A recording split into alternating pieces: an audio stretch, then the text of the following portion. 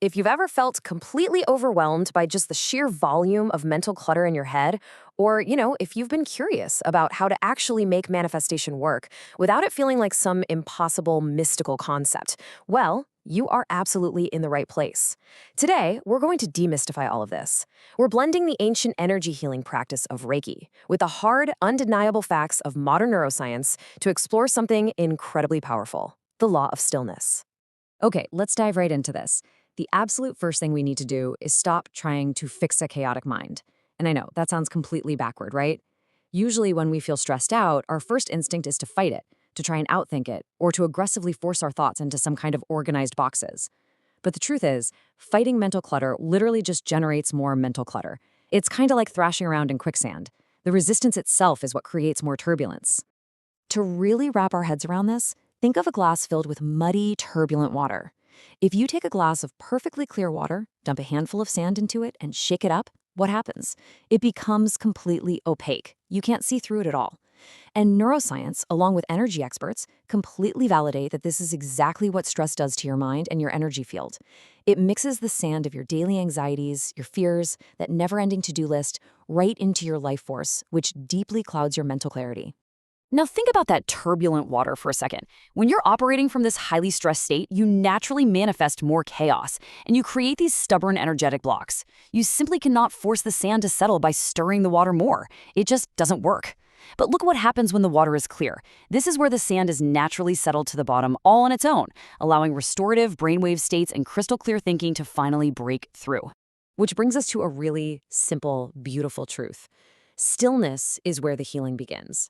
You don't clear muddy water by fighting it. You clear it by letting it sit completely still. This is actually the foundational principle of complementary biofield therapies, like Reiki. They work by helping your nervous system physically shift gears, pulling you out of that high-alert fight-or-flight stress response and dropping you down into a deep state of rest and repair, where your mind can finally, naturally, just settle. So Reiki functions as a highly practical tool for clearing out all that mental clutter. It actively calms down those overactive, looping thought patterns. By channeling energy to release built-up tension, it essentially encourages your brain to shift into slower, much more restorative brainwave states. And what's really amazing here is that as your body achieves this deep relaxation, your mental to-do list naturally begins to reorganize itself. You clear those stagnant energy blocks, and that heavy mental fog, it simply lifts, leaving you with incredible mental agility. If you want to experience the quick taste of this right now, let's try a beautiful visualization that's actually used in Reiki practice. Just imagine a small lake in your mind. It's rippling, it's turbulent. Now picture a beautiful white bird flying slowly over that lake. As it skims the surface with just one wing, the water becomes completely peaceful and totally still. The ripples are just carried away. The water is now as smooth as glass. You see, just visualizing this sensory process can immediately send a wave of high vibrational peace right through your body. You can also use highly grounded physical steps to anchor this stillness. These simple beginner Reiki hand positions are just incredibly effective for this. First, try resting your palms over your heart center to connect with your emotions and your breath. Next, place your hands over your solar plexus, so right above the stomach, to cultivate a sense of confidence. And finally, rest your hands on your lower belly, softening the abdomen with each exhale to ground any remaining scattered energy. It immediately pulls your awareness right out of that racing mind and drops it back into your physical body. And this brings us to a vital, often entirely overlooked concept. You absolutely have to empty out the old energy first. Think about it. You cannot pour fresh, crystal clear water into a glass that is already overflowing with muddy water. There's just no room. You have to create the space. By using stillness to let the old, chaotic energy drain away, you make room for new, clear, high vibrational thoughts and intentions to be poured in. Now, what's really fascinating about this concept is how it pivots our entire understanding of the process. We've talked about the energetic and spiritual side, but manifestation, it is not magic. It's hard science. Specifically, it's what neuroscientists call mental selective attention. You aren't out there bending the physical universe to your will using some sort of magic spell. You are actively reprogramming your own brain to recognize and seize the opportunities that already exist all around you. The biological mechanism responsible for this is called the reticular activating system, or RAS. Think of this little bundle of nerves at the base of your brainstem as your brain's ultimate reality filter. Every single second, millions of bits of sensory data are hitting your brain. If you actually processed all of it consciously, you'd be paralyzed. So, your RAS acts like a bouncer. It filters out the noise and only lets through what it believes is genuinely important to you. So, how exactly does the RAS know what is important? Well, Gestalt psychology shows us that our brains prioritize three specific things: what we want, what we fear, and our pressing biological needs, like noticing food when we're hungry. This is exactly why the law of attraction works so well, and also why it can completely fail. If your mind is a chaotic mess full of fear and stress, your RAS will actively scan your environment for more things to fear and stress about. It literally filters for what you focus on. The absolute classic example of this is the red car effect. Say you decide you want to buy a red car, and suddenly, boom, you see red cars on every single street corner. Did thousands of red cars suddenly teleport into your city overnight? No way. They were always there. But before you set that specific intention, your RAS was filtering them out as irrelevant background noise. Once primed, those opportunities, or in this case, the cars, appear to be everywhere you look. And this is where another fundamental principle of neuroscience comes into play: neuroplasticity. This is your brain's literal, physical ability to rewire itself based on experience and repetition.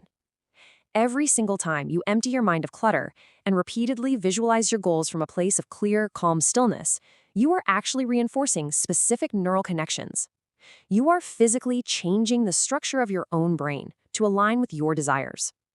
So, the crucial takeaway here is that these aren't just abstract self-help ideas. They are documented structural changes. When you combine stillness with focused intention, you actively strengthen your prefrontal cortex, which is the part that governs self-belief and logical planning. You shrink the reactivity of your amygdala, which dramatically reduces your fear and anxiety responses. And you build up the anterior cingulate cortex, making you vastly more emotionally resilient. It's quite literally the exact neurological recipe for successful manifestation. Oh, and we absolutely have to mention the mirror neuron system. When you visualize yourself achieving a specific goal, your brain rehearses the experience as if it is happening in real life. Honestly, your brain has a really hard time telling the difference between a vividly imagined event and a physical one. Elite athletes have used this exact kind of mental rehearsal for decades to build confidence and crush anxiety long before they step onto a field. Neuroscience is just finally explaining why it works so well. Let's bring this all back to our glass of muddy water. If you try to manifest your dream life from a full, stressed out, chaotic mind, you are just going to create more chaos.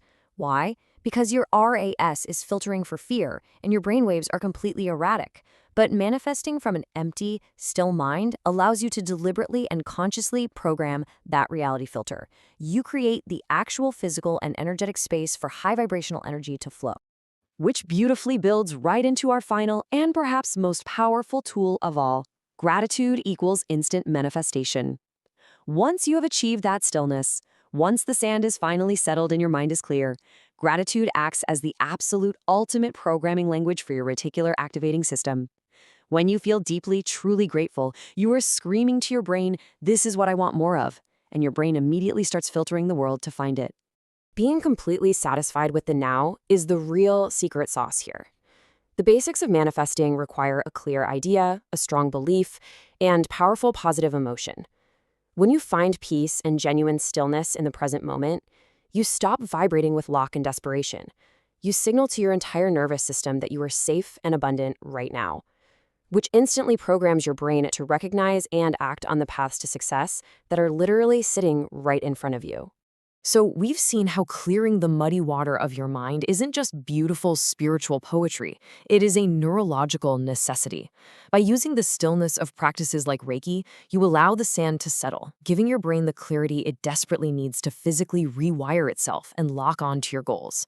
I'm going to leave you with this final thought. Now that your water is clear, what will you program your brain to filter for next? The choice and the science is entirely in your hands. Thank you so much for joining me on this explainer, and I'll catch you next time.